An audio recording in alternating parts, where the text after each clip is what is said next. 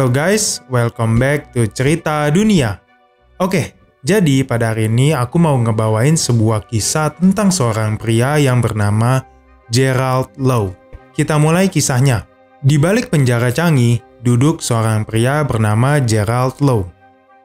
Dia bukan penipu biasa, tapi merupakan pelaku dari serangkaian penipuan brutal yang membuat korbannya terlilit utang, terjerat kontrak, bahkan dirawat di rumah sakit jiwa.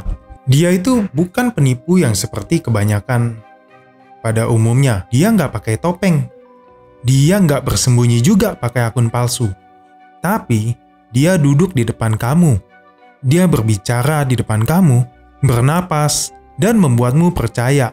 Dan saat kamu percaya kepadanya, dunia kamu akan dibuat runtuh seruntuh-runtuhnya. Kebanyakan penipu modern saat ini beroperasi dari balik layar. Kamu nggak akan pernah tahu siapa mereka sebenarnya. Tapi Gerald Low ini benar-benar berbeda. Dia hadir langsung, tatap mata kamu, ajak ngobrol kamu. Senyum tenang, bukan lewat chat, tapi hadir secara nyata. Seorang jaksa penuntut menggambarkan Gerald begini. Dia duduk di depanmu, berbicara, bernapas, dan kamu percaya. Gerald bukan penjahat biasa. Dia adalah seorang confidence trickster, yaitu penipu yang memanfaatkan rasa percaya korbannya sebagai senjata utama. Lebih dari 10 korban jatuh ke dalam jebakannya. Salah satunya bahkan kehilangan $100.000 Singapura. Cara Gerald menyusup ke hidup orang lain dengan menyamar jadi siapapun. Kadang, dia jadi teman lama yang ingin berhubungan kembali dengan kamu. Kadang, dia jadi calon pacar di aplikasi dating app. Kadang, bisa jadi bos muda yang penuh semangat dan ambisius. Yang pasti, tiap peran yang dia mainkan tuh ujungnya sama. Merusak hidup orang lain. Salah satu modus awal Gerald yang pertama adalah berpura-pura menjadi Park Jun Young, seorang anak konglomerat asal Korea. Dia memakai jam tangan mewah, jas yang branded, dan bahkan gaya bicara yang dibuat-buat. Kemudian dia mendatangi agen properti di Singapura, lalu berpura-pura ingin membeli rumah. Dia langsung mengeluarkan cek dengan nilai yang fantastis. Si agen properti pun jadi percaya.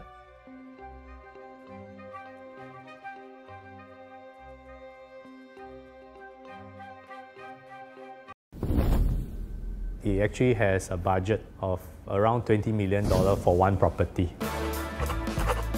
So he placed the deposit which amounted to 1% of the purchase price, $55,000. In property terms, that is called the option money. So the buyer has... Siapa yang nggak mau uang segede gitu? Datang langsung bawa cek dengan nilai sefantastis itu. Tapi kenyataannya, cek itu bounce alias tidak bisa dicairkan. Apa itu yang dimaksud cek bounce?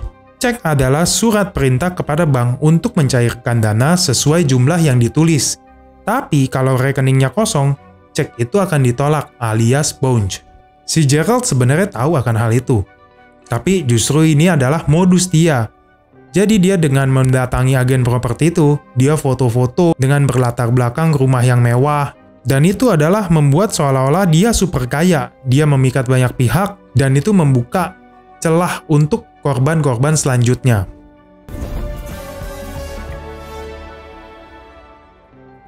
There was a $200,000 check as a booking fee for one of the properties.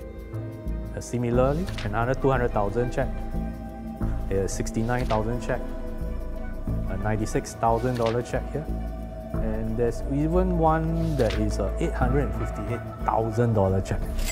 Nah, modus berikutnya lebih kejam. Gerald mendirikan bisnis fiktif bernama Fitness di Singapura. Salah satu korban yang direkrut adalah wanita muda yang mengidap gangguan bipolar. Fitness tea, and he wants to find a business partner. It seems very... She browsed through all those job apps, then she found this particular job offer. So she went to interview with this company. This is a card that she gave it to me. The boss, the CEO there, his name is Gerald Low. Jadi kepada si wanita ini, Gerald menawarkan pekerjaan, tapi bukan pekerjaan sungguhan. Dia meminta si korban untuk menandatangani kontrak pasca bayar ponsel atas nama pribadinya. Katanya sih ponsel itu akan dipakai untuk kerja dan semua akan dibayarkan oleh perusahaan nanti. Si wanita ini percaya, dia tanda tangan. Ponselnya diambil sama si Gerald. Tapi apa yang terjadi setelah itu? Si Gerald menghilang dan semua tagihan bulanan ponsel itu sepenuhnya jadi beban si wanita. Apa itu kontrak telco? Di Singapura, kamu bisa mendapat ponsel mahal seperti iPhone secara gratis, asal kamu mau membayar cicilan bulanannya. Kontrak itu legal dan mengikat. Tapi begitu kontraknya aktif atas nama kamu, tagihan itu akan dibebankan ke kamu juga. Korban yang awalnya sudah sakit mental, ditambah dengan kejadian begini, akhirnya menjadi makin parah sakit mentalnya. Bahkan sampai-sampai si korban harus dirawat di rumah sakit jiwa.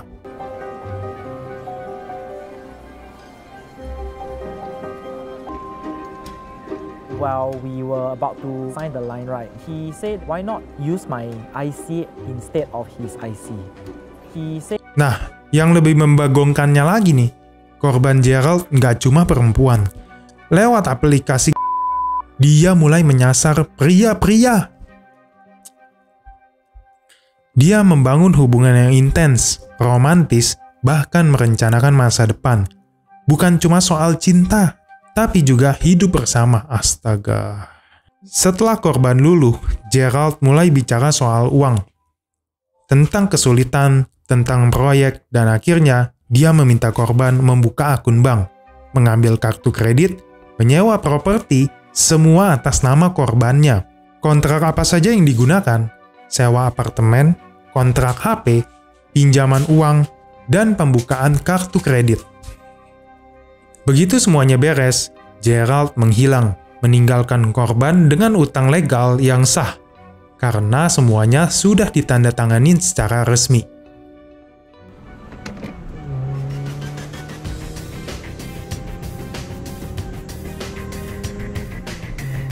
Gerald got to know that Sam is interested to make more money on top of his full-time job. So Gerald actually drove Sam to his condo unit.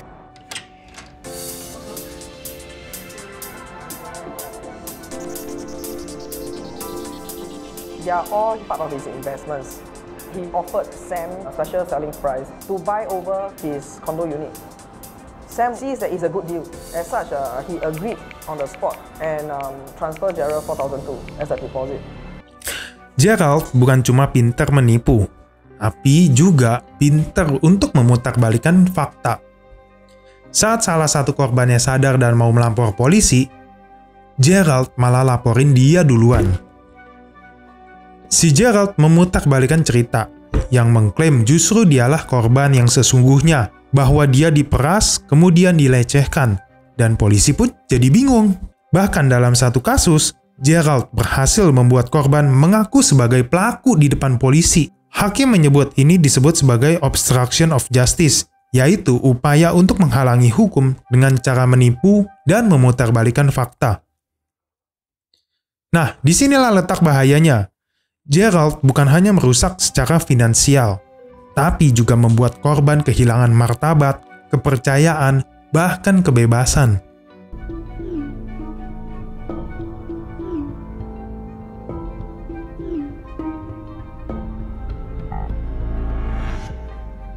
the only way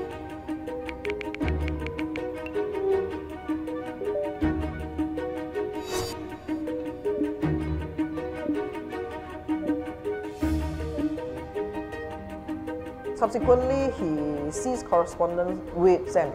Setelah lebih dari 10 korban melapor dan bukti sudah tidak terbantahkan, Gerald akhirnya ditangkap. Dia didakwa atas 17 tuduhan, mulai dari penipuan, pemalsuan dokumen, hingga obstruction of justice. Di pengadilan, dia mengaku bersalah atas 16 dakwaan, dan vonis pun dijatuhkan. Penjara 5 tahun, 7 bulan, denda 1.000 Singapura dolar, dan kemudian larangan mengemudi selama 1 tahun. Namun, banyak yang merasa hukuman itu terlalu ringan, karena luka yang ditinggalkan tak senilai.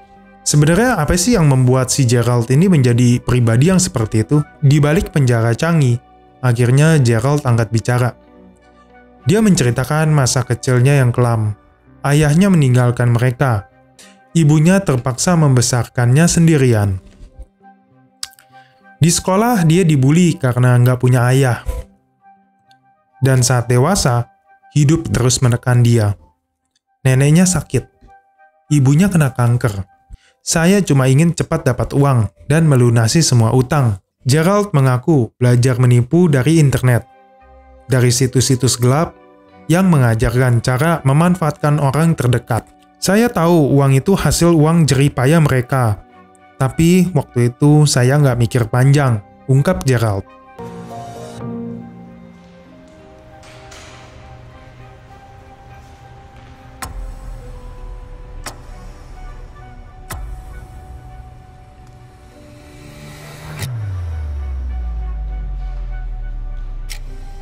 This idea came from the papers. I saw all the news about scams, getting people to sign online and then sell their phones away. In 2018, I was really in financial difficulties. I'm facing hospital debts of my grandmother. She's very, very sick. I'm the sole person taking care. My mom's salary is not enough and she is also diagnosed with cancer. I just want to get the money and then pay off whatever debts I have.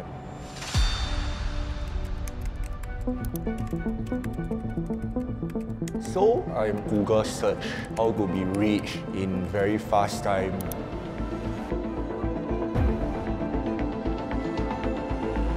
One of the website has a particular. Yang paling dia sesali adalah rasa sakit yang dia timbulkan pada ibunya sendiri. Sang ibu tetap hadir di pengadilan, tetap menjenguknya di penjara. Tapi 3 bulan setelah Gerald di penjara, ibunya meninggal dunia. Saat itu, Gerald merasa kehilangan segalanya. Dan kepada semua korban, dia berkata, "Apapun yang telah kulakukan, takkan pernah bisa dibatalkan. Aku cuma bisa berharap membuktikan bahwa aku sudah berubah." Gerald Low bukan penjahat biasa. Dia adalah wajah dari penipuan modern yang makin berani. Dia hadir nyata, tanpa topeng, dan dia tak takut untuk dikenal. Tapi di balik semua kebohongan, semua skema, dan semua kehancuran yang dia timbulkan, mungkin ada satu sisi manusia yang terluka, yang salah arah, dan bahkan yang kini telah menyesal. Tapi penyesalan itu datangnya terlambat. Like kalau kamu baru tahu sisi lain dari penipu ini. Subscribe buat cerita kriminal nyata dan sisi kelam manusia lainnya. Sampai jumpa di video berikutnya.